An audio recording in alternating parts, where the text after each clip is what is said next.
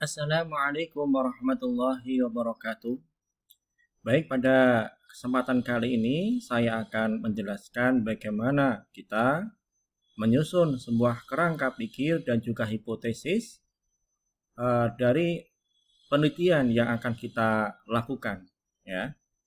Jadi setelah kita mengembangkan kajian teoritis di bab 2 di poin A, ya, kemudian kita juga sudah menuliskan penelitian relevan dari penelitian yang sudah dilakukan oleh peneliti terdahulu, ya, maka teman-teman harus mengembangkan kerangka pikir, ya. Jadi kerangka pikir ini digunakan oleh penulis untuk membantu menyelesaikan tulisan, ya. Jadi berangkat dari judul, ya. Kemudian poin paling utama adalah bagaimana teman-teman menghubungkan variabel bebas sama variabel terikat itu logis untuk diteliti. Itu poin paling utama di dalam pengembangan kerangka berpikir. Memang ada beberapa model, ya, dalam penulisan kerangka berpikir. Mungkin langsung contoh saja di sini, ya. Misalkan di sini adalah pengaruh model pembelajaran IPA problem based learning berbasis socio-scientific issues terhadap literasi sains dan keterampilan pemecahan masalah peserta didik SMP. Maka di sini biasanya ada tipe pertama itu kita menyajikan permasalahan utama. Ya, masalahnya apa? Sebagian besar peserta didik belum menguasai kompetensi literasi sains dan juga keterampilan pemecahan masalah. Ya, ini adalah permasalahan yang ada di latar belakang poinnya di sini. Kemudian kita ingin mengusulkan sebuah inovasi, sebuah penelitian, dan juga untuk mengklarifikasi variabel yang kita teliti itu relevan atau mampu memfasilitasi variabel terikat. Ya, maka di sini ada inovasi kita. Apa yang kita inovasi? Yaitu problem based learning yang diintegrasikan dengan socio-scientific issues dalam bentuk pembelajaran di sini, ya. Jadi pembelajaran problem based learning berbasis socio-scientific issues. Nah, ini kita sudah mengkaji, ya, di bab 2 baik kajian teoritis maupun penelitian relevan. Ini sudah terbukti secara teoritis dan juga secara riset yang terdahulu dapat menjadi solusi atau menjadi salah satu solusi dari variabel terikat yang menjadi masalah kita, ya. Masalahnya apa di sini? Yaitu literasi sains masih rendah, problem solving skill juga masih rendah di sini. Kok bisa? Maka kita buat hubungan antar variabel yang kita teliti di sini, ya. Ini paling utama, ya. Maka kita lihat jadi biasanya itu sintak yang ada di dalam problem based learning yang diintegrasikan dengan socio-scientific issues, ya, di sini.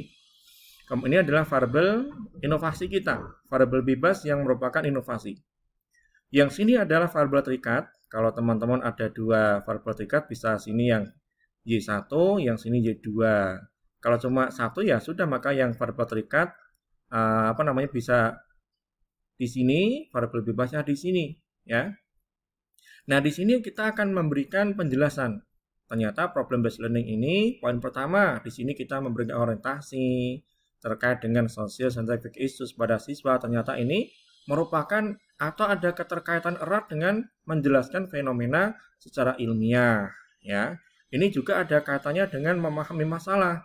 Jadi teman-teman di poin kerangka berpikir ini mencoba untuk menghubungkan secara indikator, ya, secara operasional variabel yang kita teliti yaitu variabel bebas yang inovasi, ya, ini memiliki keterkaitan erat dengan kompetensi yang ada di variabel terikat, itu.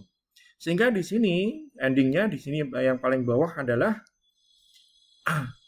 literasi sains dan juga keterampilan pemecahan masalah dapat ditingkatkan atau dapat difasilitasi atau dapat ditumbuhkan dalam pembelajaran IPA berbasis problem based learning berbasis socio-scientific issues.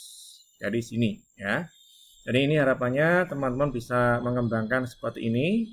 Contoh yang lain bisa juga, jadi ini Berangkat dari masalah, kemudian kita usulkan ini, kemudian logikanya kenapa usulan kita ini bisa memfasilitasi variabel terikat. Maka dijelaskan di sini. Ini tipe yang pertama.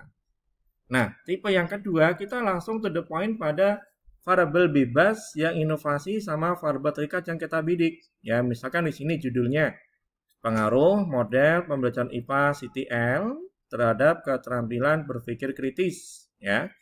Maka kita tuliskan CTL itu pembelajaran IPA seperti apa? Ada pemusatan perhatian, konstruktivisme, bertanya, mengumpulkan informasi, pemodelan, menyimpulkan. Nah, ternyata di sini ada kaitan erat dengan variabel terikat yaitu berpikir kritis. Ada indikatornya apa? Mengumpulkan data, menganalisis, membuat kesimpulan. Nah, kita dapat ini dan sama ini dari kajian teoritis, definisi operasional, ya. Sehingga karena ada keterkaitan maka dapat disimpulkan ya benar nggak ya ada atau tidaknya pengaruh model CTL terhadap keterampilan berpikir kritis ya atau langsung dijawab ada ternyata model CTL ini mampu memfasilitasi keterampilan berpikir kritis. Nah ini juga boleh gitu. Nah setelah kita membuat bagan seperti ini atau yang sebelah sini, maka teman-teman tambahkan penjelasan secara tertulis di bagian bawah ya. Jadi bagan yang sudah ditulis dari kerangka berpikir ini dijelaskan dalam bentuk tulisan atau dalam bentuk kalimat gitu. Ini yang bagian pertama. Kemudian untuk yang kedua itu adalah menyusun hipotesis. Ya, hipotesis ini jawaban sementara dari rumusan masalah.